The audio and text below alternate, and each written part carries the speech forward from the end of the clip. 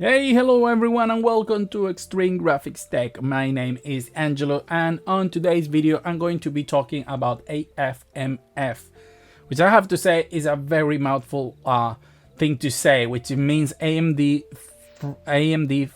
fluid motion frames. So I'm going to be referring to it to motion frames, and that or fluid motion or fluid frames or whatever it comes out of my mouth. You know I'm talking about this. It's just the AFMF.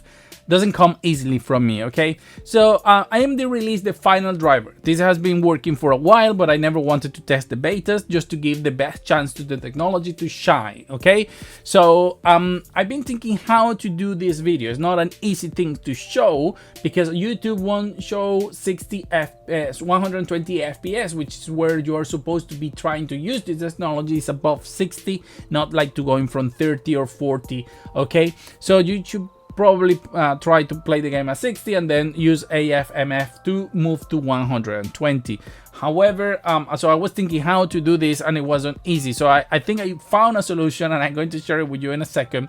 But this is The Last of Us Part 1 running with AFMF. And as you, it seems to be easier than I thought. So as you can see over there, is showing 54 FPS because MSI Afterburner and other system cannot measure how well is the fluid motions going, because they are, like I would say, a post-processing thing done by the drivers after the game has rendered. So as you can see here, this is the actual software from AMD and it's showing 109 frames, which is the interpolation. Now I have to say, I was very curious about this technology, but I am not impressed. I'm not impressed, and I will tell you later why. So starting here, okay, we have the first thing. Obviously you're not going to see the 120 frames that this thing is recorded at, but the first thing I was, while playing, was feeling that during movement there is something quite not right. There is like some sort of micro stuttering, not hard to explain, but it's not fluid. And then also, like, there was some sort of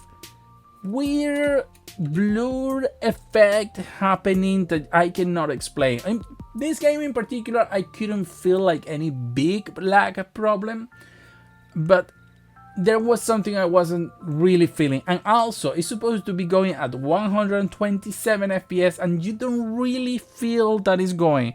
And this is different from the I should have started with that. This is different from the DLSS3 and FSR3 in the sense that this is generated on any game. You don't need the game to implement this. This will work with any DirectX or Direct12 game, DirectX 11 or 12 game, because this is on the driver level. But the problem is that because it's on a driver level, then it's not implemented in the game, meaning that the creation of frames is different than those created from DLSS3 or FSR3, because those are generated based on information from the actual game, including things like the motion vectors. The motion vectors tell the software and the game where objects are moving, what direction and what velocity, and that helps the game understand where things are going. And by using this information in the generation of frames, then they can achieve a better understanding of how to generate the next frame. So I feel that the DLSS3 and FSR3 are a much better implementation. You can say, well, yeah, but you know, if a game doesn't have it, then I won't enjoy it. So this is a good thing. Well, I always say adding more things is good, you know, because either you activate it or don't use it if you don't care. However, I don't think this seems to me more of a gimmick, to be honest, so far. Maybe it will improve, but okay, let me show something else that I have here. So this is the game Far Cry 5, which is the one I'm going to be using to show you, because it's a DirectX 11 and it's easy to move with an RX 6600 and achieve what I was trying to. So here you can see that I have AFMF active, because here on the top right you can see that there is a lot of different frame information, which, as you can see, is not consistent with what I'm getting here. So you will think I will double, but sometimes it goes up and down too much, like it doesn't make too much sense.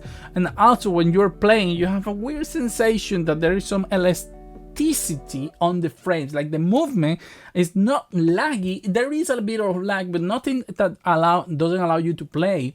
but there is an elasticity that is hard for me to explain, while you feel like the movement is like fast but then it like slow, like it's, you know, when those transitions that like a slowdown at the end to have a softer transition, something like that, that is hard to explain, but I wasn't feeling everything was right. And also there was something weird about the graphics, and we are going to see what it was here. So in this part of the video, this is where you activate AMD fluid motion frames. As you can see here, you just come and activate it or deactivate it, and that's essentially everything you have to do to activate them. Okay, so now here I'm now playing with just real frames, no fluid motion, and honestly the game felt better, not just more responsive, but that is elasticity I was talking. It's like where I stopped the mouse, that's where the thing was always following me, and that was a sensation that I wasn't having while playing with with the fluid motion, and I don't know how to explain it exactly, but it's more of a sensation that you have while playing, and those are difficult to transmit over YouTube. However, now let me go to here. So this is what we're going to be using. This is the benchmark for Far Cry 5 that I wanted to test.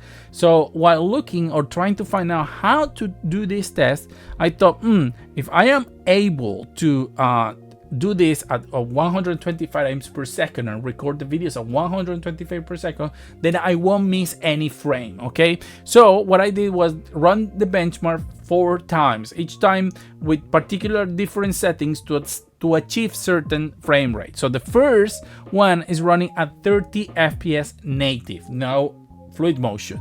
The second one is running at 30, it's the same settings as the previous one, but with Afmf active. Okay, the third one is running the game at 60 FPS native, and the fourth one is in the same settings but now with Afmf. So we have from 30 to 120, okay, while the two in the middle are 60, one with and one without. So this is the idea to see how this scale over time. Now you can see here what is happening. That's the first thing you need to understand. Okay, but if we move the image, you can see here that the actual AMD software is giving us the reading with the extra frames, you know, because this is Afmf and it's running with more FPS. So the first thing we notice is that activating Afmf is going to have a penalty on your normal frame. So which means if you're here running at 30, you are not going to be running at 60 here, because it has a penalty. It means we are losing some frames, which means that instead of running at 60, we're actually running at 55, which, you know, that means you will have to adjust even more, because you have to compensate for that loss in frames that you're going to have by activating Afmf. And this is clear also when we activate it here, that we're running at 57, but here it goes down to 48. And I think the reason for that is because the faster or the more frames you produce, obviously the GPU needs to work harder to produce more frames, so the initial frame is going to be much lower. So here it was a 57, and which you have something like 114 frames, but at the end of the day we actually only get 96, losing 18 frames in the process. I mean, the frames we lost from the actual activation and the frames we lost because you are not duplicating them. So that's something to take into account, that you have to compensate a little more. So if you want to go from 60 to 120, okay, and you get 60 now, you need to actually probably get 65 or 70 before you activate Afmf, so it goes to 120. The same for 30 if you are interested in that. But I'm sure many of you already catch what was the first problem with Afmf in this case, and it's the fact that as you can see here, this seems more like a soap opera effect that the game is applying, because here you can see this duplication here that is not present either on the 30 or 60 real FPS. So here you can see that there is some ghosting happening from this weird duplication that is creating, which is happening also in the 120, but as you can see, the distance is less, because obviously at 60 FPS, the distance between each frame is shorter than at 30 FPS, so it's obviously that it's going to be less of a problem, or it's going to not look as much, but it's still a problem because you can actually see it while playing. It's noticeable. It's not like DLSS3 or FSR3. So here is the second problem. Oh well, I moved too much. So let me try to find out, because these 4 videos are at 120 FPS and it's very hard to move from the machine. So moving 4 videos of 120 FPS at the same time. Well, I think this is a clear example of what I'm trying to say. So you see 30 and 60, this is clear as day, but you can see that you lost all detail in here on the 60 version. You say, well, yes, it's obvious, you're forcing the technology. Yeah, of course, I'm trying to show you what's capable of, but that's a problem, because even here you can see that there is a lot of blurring and loss on detail while playing. And you can think, well, but you shouldn't notice. Yes, you do. It is noticeable that you're losing some clarity, a lot of clarity, and I am not having the feeling of actual more frames. So if we keep moving this to another part of the test, let me just jump here, just let's see what happens where we are. Some areas are better than other, but you can see some details in here, like the water is not as crisp as the other one, but nothing major, because most distant things anyway, you don't have all those details. You can see here that this is a little bit more detailed than this one, but that's not a big deal because they are distant objects. But one problem that is not a distant object, this is hard to keep exactly where I want, is when the I don't know if you were able to see it. Let me try to find out. But here, when we move, these 3 are generating a ghosting effect while moving. That is, you see this one here. Let's go back and let's play. It's hard, as I said, to play it because, as I said, it's for 120 FPS videos. But look at the trees. Look how much ghosting they are creating, and that's for everything. Most things that move are going to create some sort of ghosting, blurry effect, and that's why it's okay, it's nice to have it, but I don't think it's the win AMD thinks it is, in terms of like, wow, we are giving now you the option to move every single game and more frames.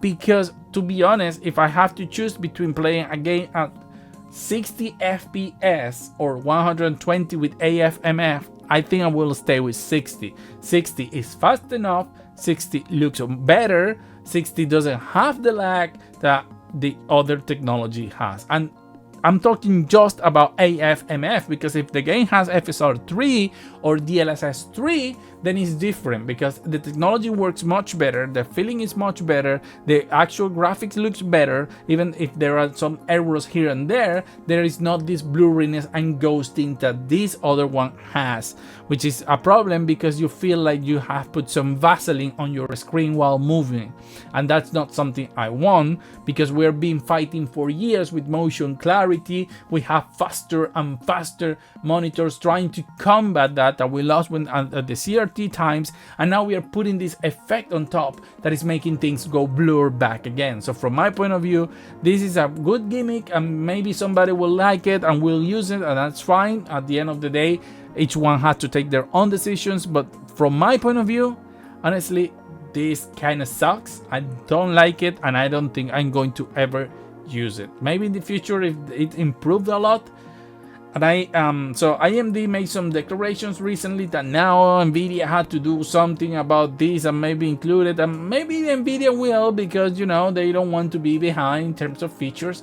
But honestly, I don't think most people will use it. When you actually have it in front of them, they're going to realize it's not good, and I don't think Nvidia will lose anything if they don't release this. Honestly, I didn't like it. I had to say, that's my honest opinion on this. I don't think I'm going to use this, which if you look at my video from FSR3, you're going to see that I loved what they did, and I think it's very, very good, considering it doesn't need the bullshit tensor, whatever optical flow that Nvidia is not giving us on the RTX 2000 and 3000 series. So it's nothing against ND, I just think this is a gimmick. So hope you like this video, and as always, see you on the next one.